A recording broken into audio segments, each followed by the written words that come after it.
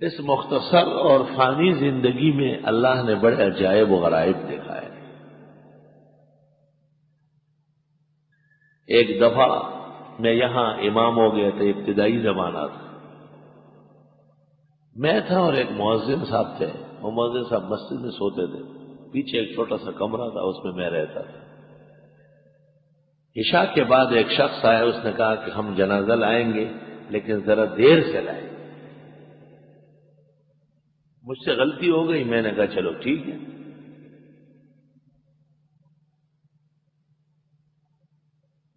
خیر جنازہ آ گیا رات کو 2:30 بجے یا 2:45 بجے، لیکن اس دیوار کے پیچھے رکھ دیا، وہاں نہیں۔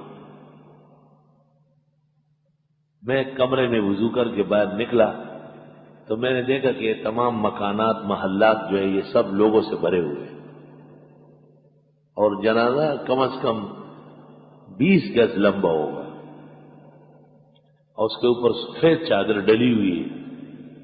میں نے دل میں کہا کہ اب پس تو گئے ہو، اگر پیچھے بھاگیں گے تب بھی نہیں چھوڑیں گے، بہتر یہ ہے کہ ہمت کرو اور وہی غیرت مرگم غیرت فن گئی۔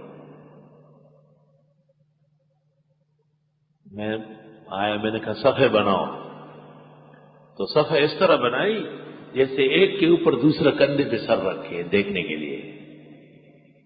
اب میں زمادر میں ایسا رخشی میں اللہ اکبر اللہ اکبر اللہ اکبر اللہ اکبر، کمرے سے منڈا گا میں بس جنازہ و شما سر مجھ سے کار دے گا۔ خیر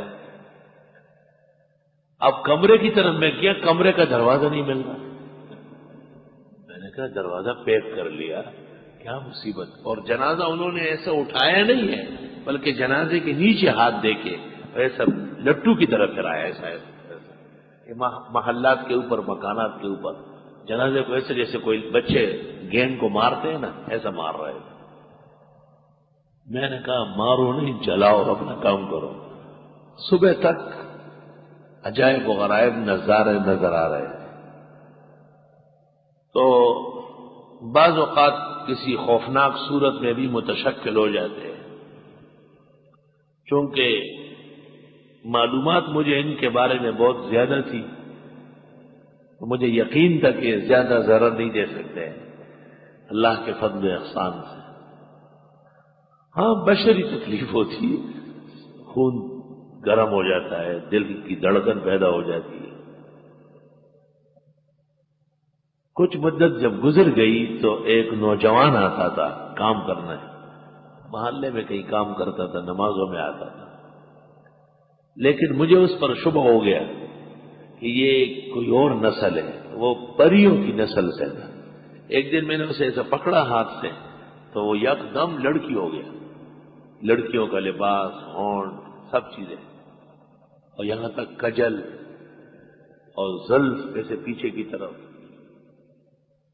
جب باہر نکلتا تھا تو لڑکا پھر نماز میں کھڑا ہے صف میں، اللہ اکبر و کبیرہ۔ تو جنات چونکہ آتشی مخلوق ہے، اس واسطے عامل کسی خیال میں نہ رہے، بیدار رہے ہمیشہ۔ اول تو یہ کام کرنے ہی نہیں، 1000 بار توبہ۔ اور میں تمہیں نصیحت کرتا ہوں کہ اس کام سے دور رہو بالکل۔ ثانیاً اگر خواہ مخواہ باز نہیں آتے ہو تو پھر اعتماد پورا نہ کرنا، اپنے آپ کو ہمیشہ بچائے رکھو، جہاں تک ہو سکے کوشش کرو، کیونکہ وہ موقع کے انتظار میں رہتے ہیں۔